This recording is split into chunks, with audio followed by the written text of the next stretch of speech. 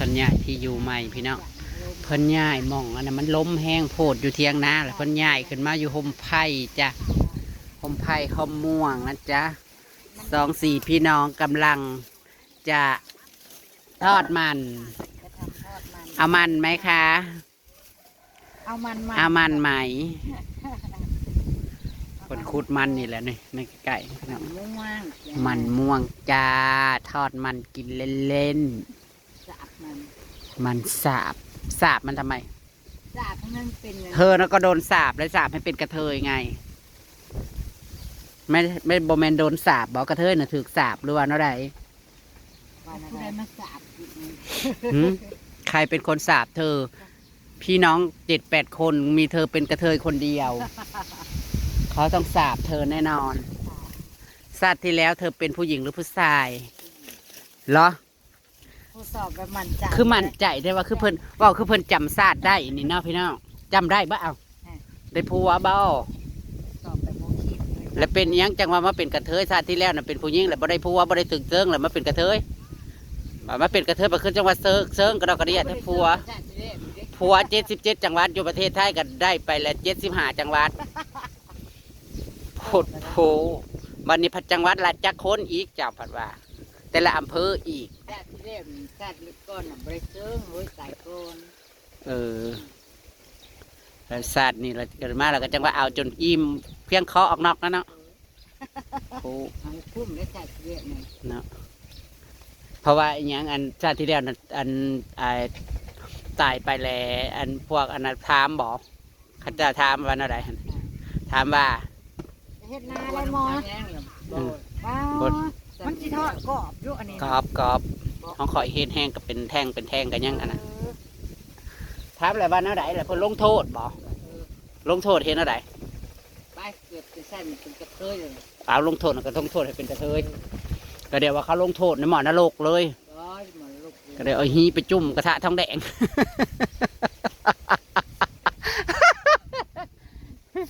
ใครอยู่เขาปตีปากเวอร์มาเมียนขี่พอไปยังมาแม่มาเด้อตำรวจยังลูกไปขี่ไปเหี่ยวเตือนแล้วมาเด้อโครามาเด้อโดดลงเตียงเงี้ยงเลยเอาให้เวิร์ดติดพุทธไว้เวิร์ดเลยหาด่านใส่ไปด่านมาไหมเอาเกาะมัดเอาคือพวกกันนั่นว่าอันคืออันไม่ใช่เงินรับผู้จื้อนะไม่ใช่บ้านใหม่นะ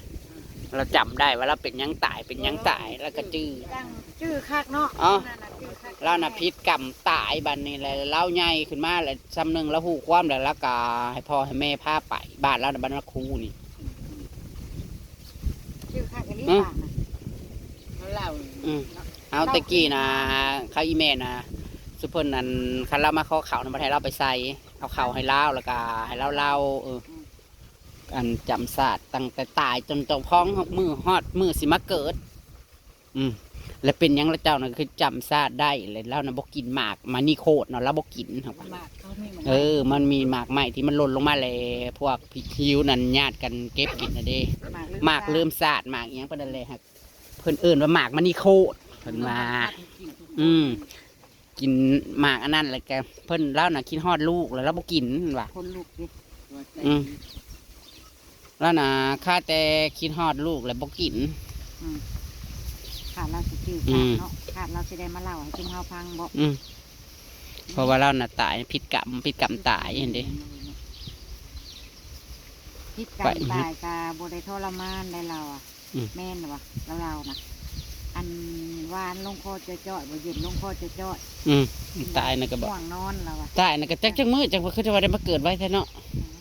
เกิดเดือนนึงนะคือว่าแล้วเวลามันบ่คือกันจักเนาะเวลาเนี่ยยมมาลูกมันบ่คือกันกับเวลาเฮานี่เป็นจักว่า1 มื้อข้าเจ้าบ่แม่น1 ปีเฮาผู้จักประมาณนั้นวันหลาย10 ปีผู้จักเนาะ1 วันเท่ากับ10 ปีจังว่าได้มาเกิดไว้มาเกิดกับลูกของเฮาบ่ทันได้ง่ายแต่ตอนนี้นะเราเฒ่าเลยเนาะเฒ่าแห้งแล้วแต่เราก็ยังไปจับเส้นจับเอ็นน้ำเล่านี่นะโอ้ยแข็งบ่แข็งกับเราจับมันถึกเนาะไอ้บัว มันก็เจ็บมันก็ถือกันเด้จับเส้นจับเอ็นแห้งห้องก็โอ้ยโอ้ยแล้วเราเห็นกันเน้น แห่งอ้วนแห่งนี้ อืม แห่งอ้วนแห่งเราดึงนิ้นเราหัวมันถือเสร็จได้ละโอ้ยโอ้ยนะ แล้วอัน มันถือหม่อง เมื่อไปกาสินไม้สินเอียงกาที่ยังเป็นของเราละกาจื้อเบิดเด้ เอาคันบดชื่อชาตินะตอนนั้นเราอันเกิดมาเราหูควมเลยเราเมื่อบ้านเก่าแล้วเราเผาถือเบิดนี่เนาะ อืม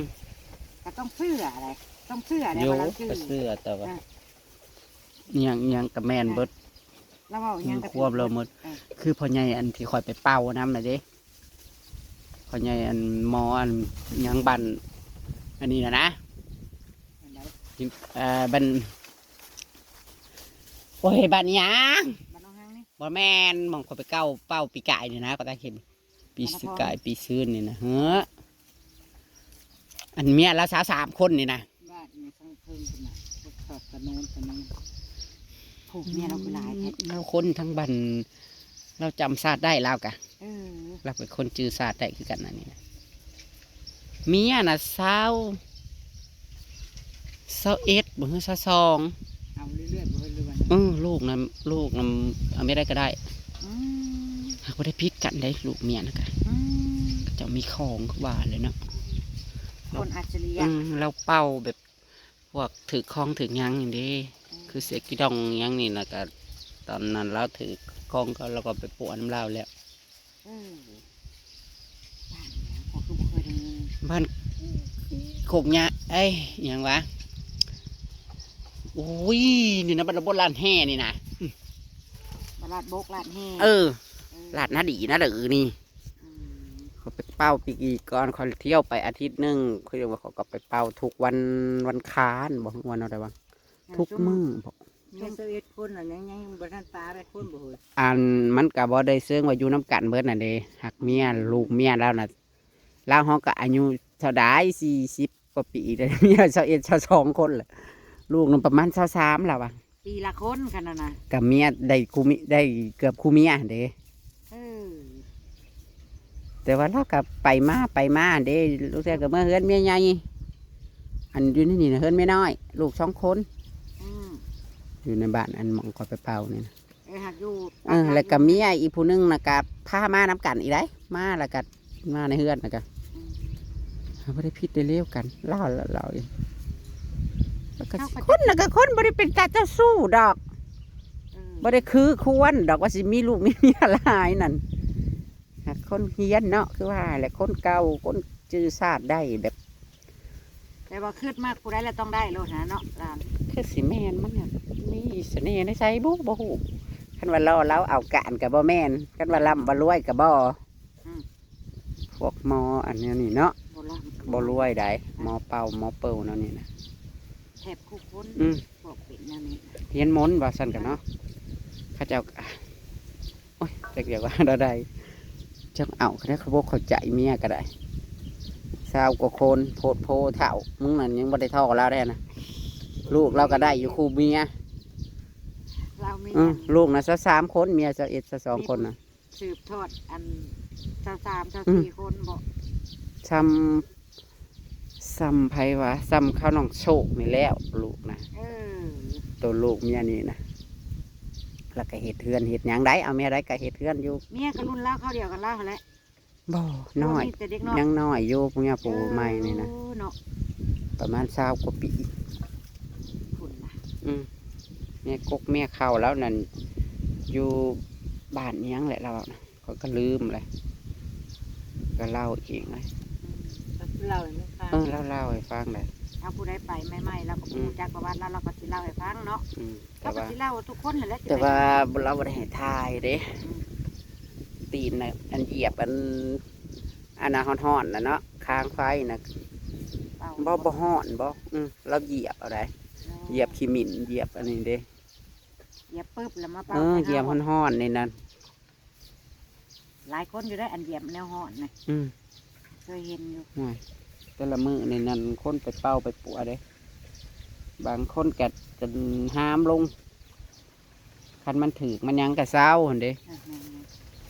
แต่ถ้าผู้บ่ถือกะผู้เป็นโรคเป็นพยาธิหยังก็แล้วก็ว่าบ่มีแล้วก็ว่าบ่มีแล้วก็ไปหาหมอเด้ เออ แต่ว่าผู้ใดว่ามีกับอันนี้ในยานี้เด็กก็ว่าเจ็บออดแอดก็ไปกับว่าบ่ได้มี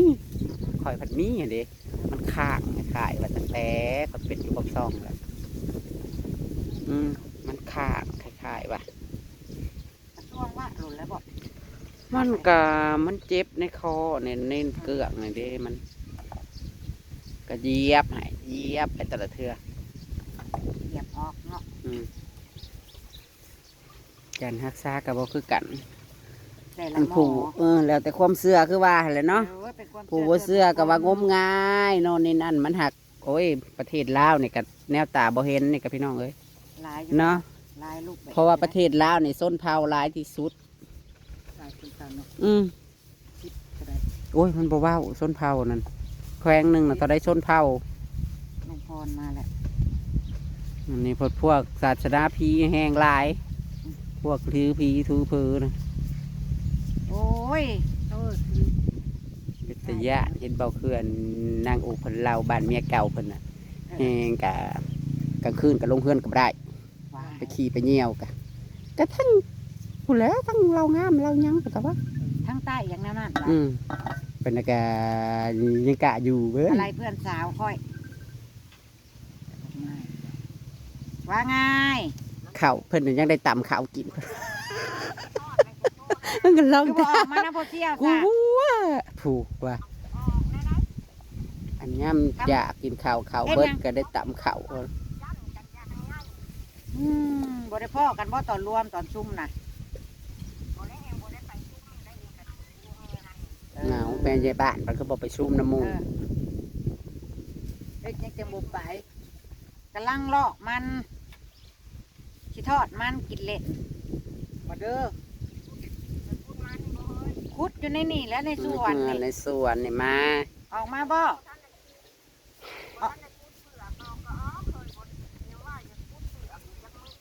ออกกันย่างมาถ่ายังอยู่ สิย่างไปลัดนี่บอกเลี้ยวเห็นอยู่สิแนมให้ดอกบอกขันย่านกะ